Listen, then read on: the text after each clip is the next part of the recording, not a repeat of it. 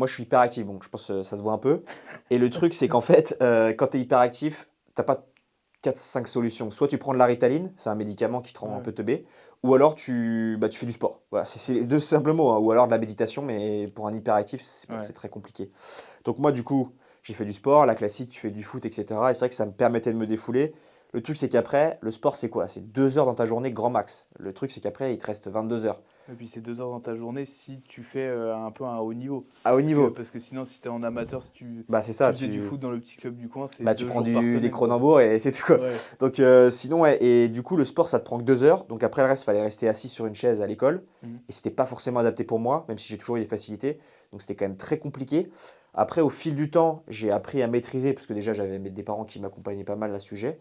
Et puis après, j'ai découvert les sports de combat. Et les sports de ouais. combat, c'est clairement le meilleur moyen pour canaliser son énergie et avoir conscience de son énergie et la contrôler surtout. Mhm. Notamment son impulsivité. Parce que moi, j'étais très impulsif. Donc là, en fait, tu redescends de 4 étages. Tu vois, tu te crois là, puis après, tu redescends.